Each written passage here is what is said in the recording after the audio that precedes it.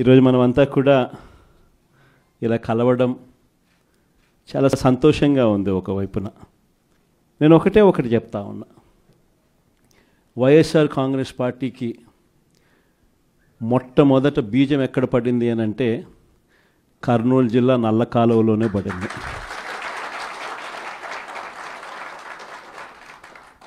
ఆ రోజు కూడా కేవలం ఒక మాట ఇచ్చినాం.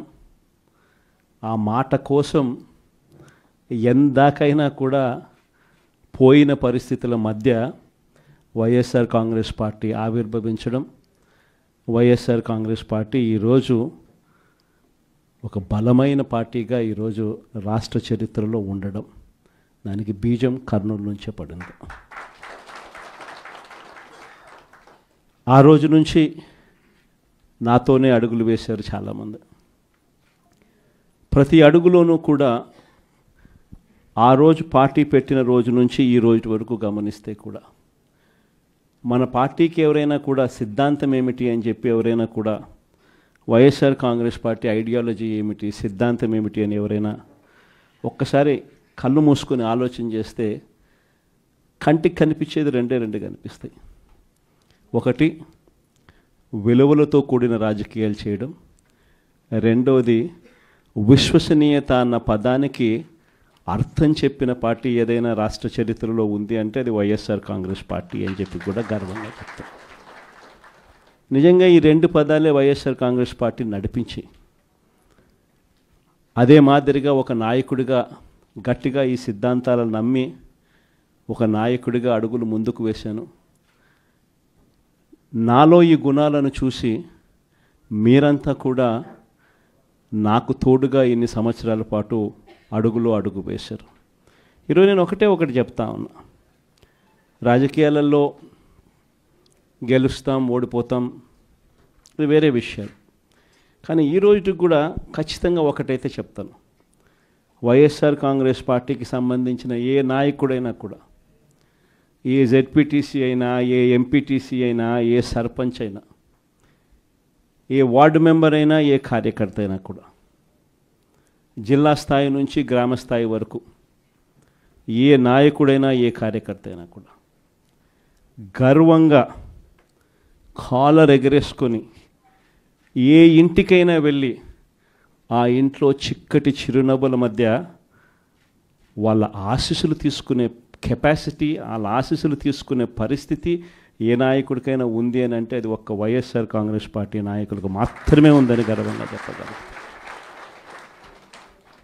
ఎందుకనంటే మనం రాకమునుపు రాజకీయాలు ఒక మాదిరిగా ఉండి, మనం వచ్చిన తర్వాత రాజకీయాలకు అర్థం ఇది అని చెప్పి తిరగరాసిన చరిత్ర ఏ పార్టీకైనా ఉంది అని అంటే అది ఒక వైఎస్ఆర్ కాంగ్రెస్ పార్టీకి మాత్రమే ఉంది అని కూడా గర్వంగా చెప్పగలుగుతా. మనమంతా ప్రజల తరపున వాళ్లకు తోడుగా నిలబడాల్సిన సమయం వచ్చింది. గ్రామ స్థాయి నుంచి మనం బలోపేతం, మళ్ళీ ఆర్గనైజ్డ్గా బలోపేతం జరగాలి. జిల్లా స్థాయిలోనూ, మండల స్థాయిలోనూ, గ్రామ స్థాయిలోనూ, ప్రతి స్థాయిలోనూ కూడా మనమంతా కూడా క్యాడర్ను మొత్తం ఏకం చేయాలి, ఆర్గనైజ్డ్ పద్ధతిలోకి తీసుకొని రావాలి. ప్రతి సమస్యలోనూ ప్రజలకు తోడుగా ఉండే కార్యక్రమం ముమ్మరంగా అడుగులు వేయాల్సిన అవసరం వచ్చింది. ఈరోజు జరుగుతూ ఉన్న పరిస్థితులు, విషయాలు కూడా మీ అందరికీ కూడా తెలుసు. రెడ్ బుక్ రాజ్యాంగంలో ఎలా జరుగుతూ ఉన్నాయన్నది కూడా మీ అందరికీ కూడా తెలుసు. చంద్రబాబు నాయుడు గారు అనే వ్యక్తి ముఖ్యమంత్రిగా ఉన్నాడు. మామూలుగా ముఖ్యమంత్రిగా ఉన్న వ్యక్తికి ఒక హుందాతనం ఉంటుంది. ఈ మనిషికి ఆ హుందాతనం లేదు.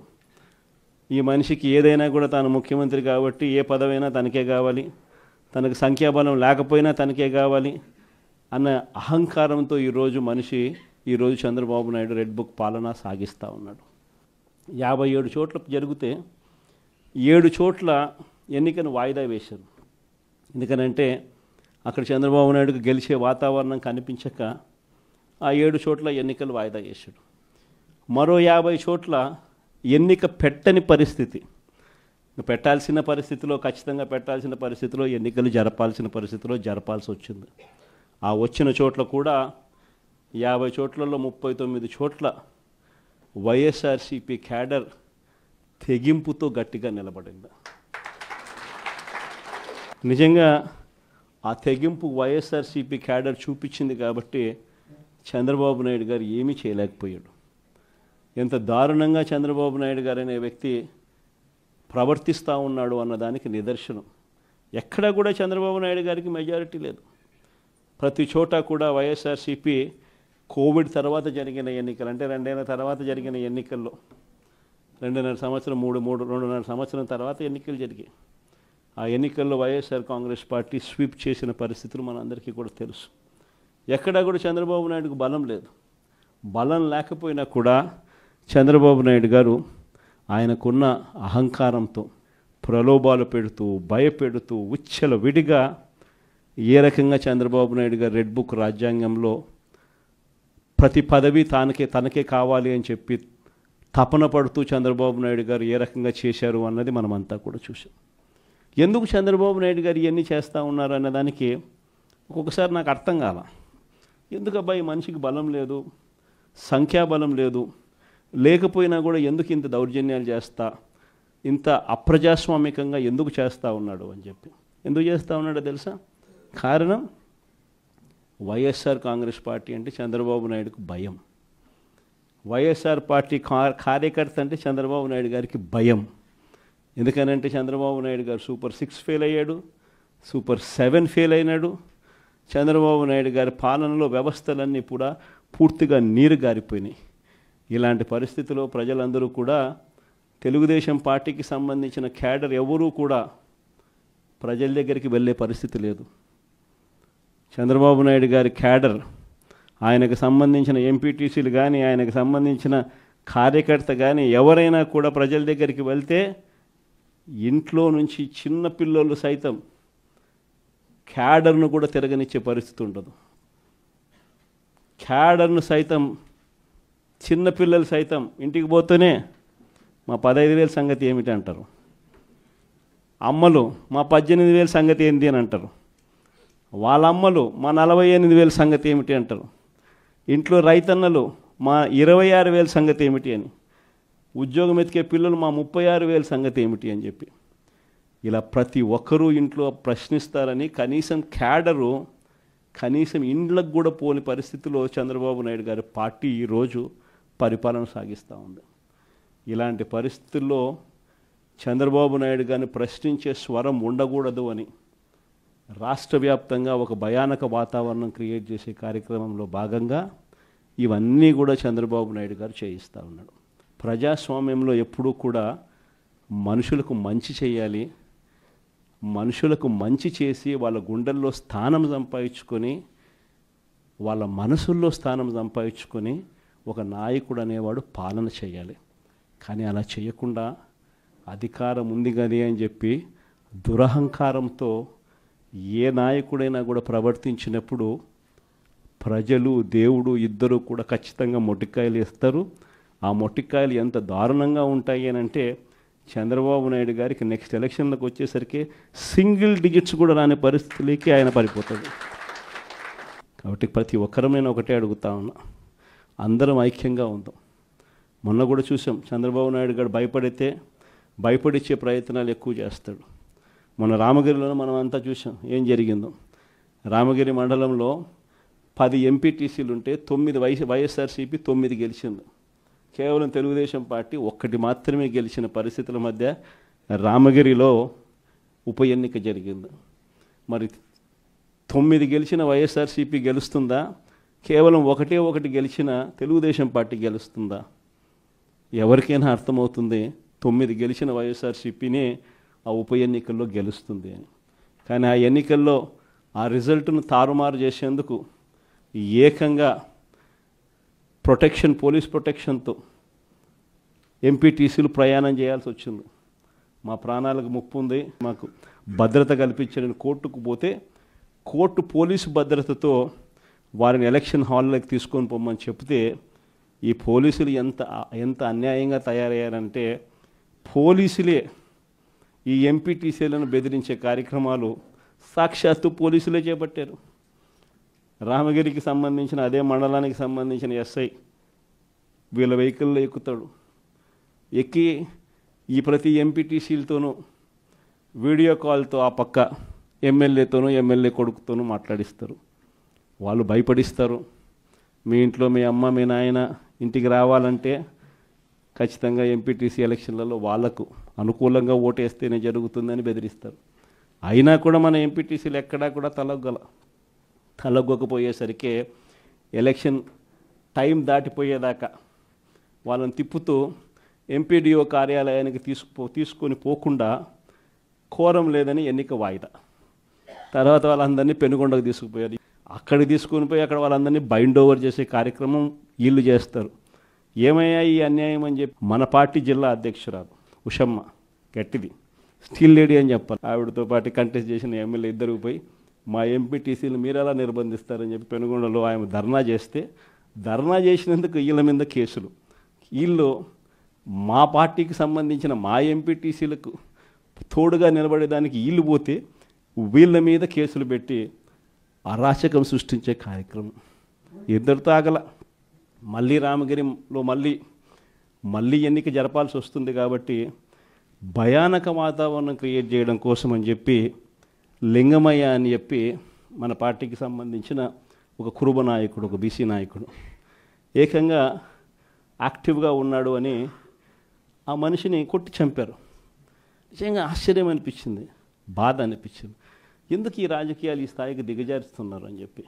అరే మంచి చెయ్యి, సూపర్ 6 హామీ ఇచ్చినాం, సూపర్ 7 హామీ ఇచ్చినాం, పిల్లలకు చేయాల్సిన ఫీజు రియంబర్స్మెంట్ బకాయిలు పెండింగ్లో పెట్టాం, ఆరోగ్యశ్రీ బకాయిలు పెండింగ్లో పెట్టాం, రైతులకు అన్యాయం చేస్తూ ఉన్నాం. ఇవన్నీ సరిదిద్దుకొని మంచి చెయ్యి, ప్రజల మనసుల్లో స్థానం సంపాదించుకుంటే ఆటోమేటిక్లీ ప్రజలు ఓట్లు వేస్తారు. కానీ ఈ మాదిరిగా దిగజారిపోయి మనుషులను చంపే స్థాయిలో రాజకీయాలు చేయడం మొదలు పెడితే, దానికి పోలీసులను ఉపయోగించుకునే కార్యక్రమం చేస్తే వ్యవస్థలు ఎంత దిగజారిపోతాయి అని చెప్పడానికి పూర్వపు రోజుల్లో మనం అంతా బీహార్ గురించి మాట్లాడేవాళ్ళం. బీహార్లో ఎలా ఉండేటివి, బీహార్లో అలా ఉండేటివి అని.